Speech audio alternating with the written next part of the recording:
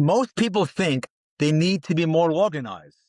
What they usually mean is they feel overwhelmed, behind, or scattered, and they assume organization is the fix. But organization, when misunderstood, often makes learning harder, not easier. Welcome to Learning Reframed, Education Without the Noise. I'm Dr. Ken Feldman, and this is a podcast about learning that works, clear, practical, and grounded. Today, we're talking about organization, not as neatness, not as perfection, and not as control. We're talking about organization as clarity, because the purpose of organization isn't to look put together, it's to reduce cognitive load so learning can happen. When organization adds pressure, it fails. When it creates clarity, it works. So why organization often backfires? Many people associate organization with color-coded planners, perfectly labeled folders, and systems that require constant upkeep. Those systems work for few people. For most, they collapse quickly. Why? Because that organization becomes a performance.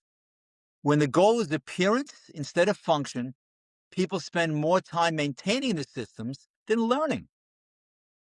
Too many tools, too many apps, planners, folders, and platforms all compete for attention. So instead of reducing noise, they add to it. It's all or nothing thinking. If the system isn't perfect, people abandon it. And that's not a discipline issue, that's a design issue. Organization should support learning, not become another task to manage. So, what effective organization actually does? Effective organization does three things really well. First, it makes starting easier. When you know where things are and what comes next, resistance drops. It reduces decision fatigue. Fewer choices means more mental energy for learning. And lastly, it preserves attention. Clarity prevents constant stopping and restarting.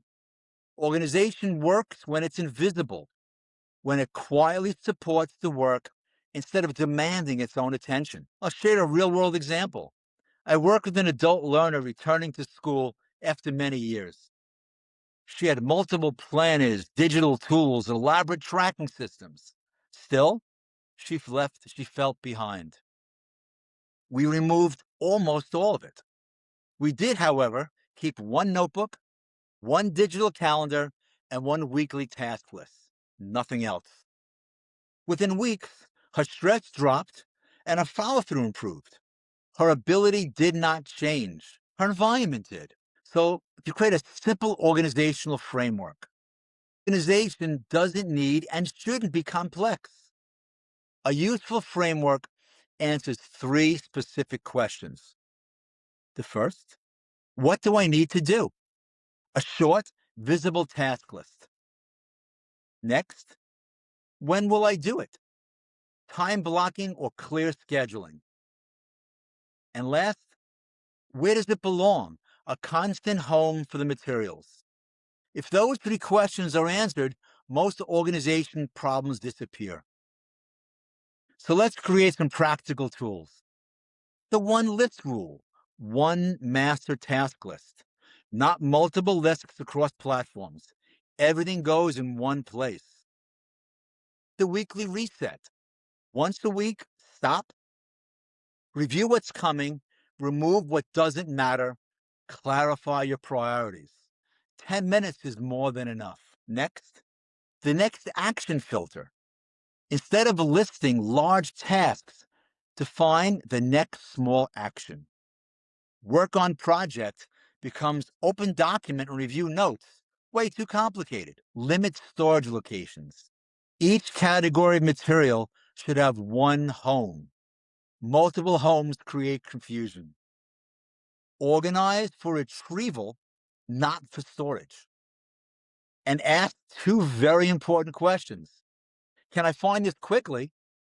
And do I know where to look?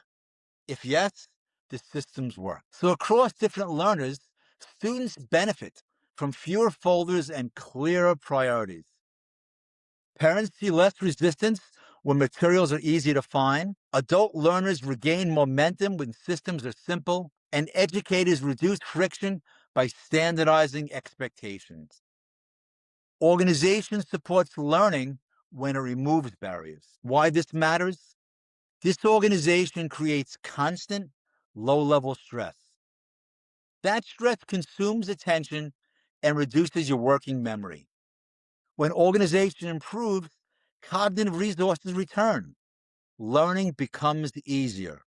Not because people work harder, but because they work with less friction. So let's take a brief pause. Let's look at your current system. What feels unnecessarily complicated? What could be removed without consequence? Because clarity often comes from subtraction. So, in closing, organization is not about perfection. It's about making learning easier to start and easier to sustain. Because when systems are simple, attention stays where it belongs, on the work itself. Next time on Learning Reframed, we'll talk about emotional regulation, how emotions affect learning, why being overwhelmed shuts learning down, and how to build the skills that help learners recover and re-engage. Now, if today's episode resonated with you, follow the podcast on your favorite platform and give us a like on YouTube and subscribe.